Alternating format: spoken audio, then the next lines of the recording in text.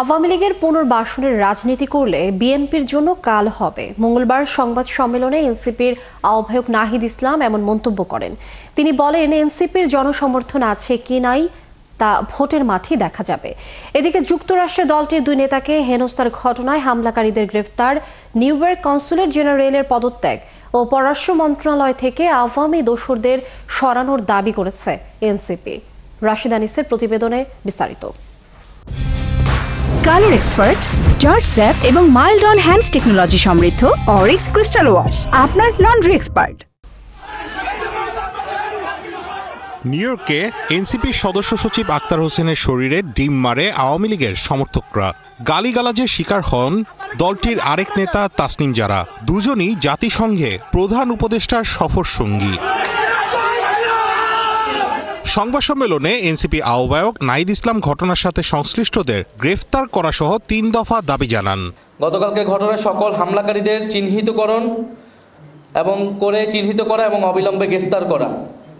New ইয়র্কের consulate জেনারেলকে অবিলম্বে পদত্যাগ করতে হবে এবং ঘটনার সম্পূর্ণ তদন্ত করে নিরাপত্তা প্রদানে ব্যর্থ কর্মকর্তাদের শাস্তিমূলক ব্যবস্থা নিতে হবে। দ্বিতীয়ত, ফ্যাসিবাদের জমানায় নিয়োগকৃত আওয়ামী দোসরদের ফরেন মিনিস্ট্রি থেকে অপসারণ করতে হবে। দল হিসেবে সন্ত্রাসী আওয়ামী লীগের বিচার নিশ্চিত করা। ট্রাইব্যুনালে এখনও দল হিসেবে আওয়ামী লীগের বিচার শুরু হয়নি। আমরা ট্রাইব্যুনালের কাছে এটার আবেদন জানাবো। হামলার ঘটনায় প্রশাসনের ব্যক্তিদের যোগসাজশ থাকারও অভিযোগ করেন নাহিদ। এই ঘটনাগুলোর সাথে প্রশাসনের বিভিন্ন কর্মকর্তা জড়িত। ভিতর থেকে এই ইনফরমেশনগুলো লিক করা হয় এবং সরকার এবং পররাষ্ট্র মন্ত্রণালয় থেকে নিরাপত্তা প্রদানের যেই ধরনের ব্যবস্থা নেওয়া হয়েছিল সেই ব্যবস্থাগুলো যথাযথ ছিল না বলেই গতকালের ঘটনা ঘটতে পেরেছিল।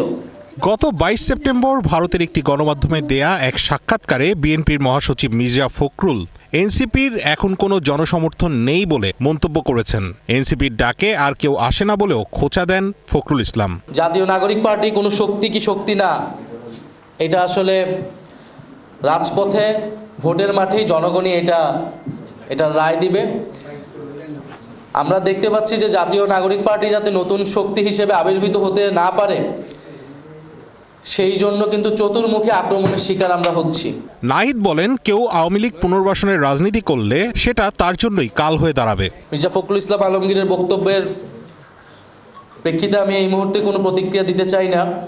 যেটা আমি আমার বক্তব্য শেষে বলেছি, যদি আওয়ামী লীগকে পুনর্বাসন করার রাজনীতি এখন বিএনপি গ্রহণ করে থাকে তাহলে সেই রাজনীতি বিএনপির জন্য কাল হয়ে দাঁড়াবে। রাজনীতি থেকে মাইনাস হতে না চাইলে ফ্যাসিবাদ বিরোধী সকল রাজনৈতিক দলকে ঐক্যবদ্ধ থাকার আহ্বান জানান নাহিদ ইসলাম। ফ্যাসিবাদ বিরোধী সকল রাজনৈতিক পক্ষকে যাতে এই আওয়ামী লীগ প্রশ্নে, মুজিববাদ প্রশ্নে আমরা সবাই এক থাকি। রাশেদ আনিস, ৭১, ঢাকা।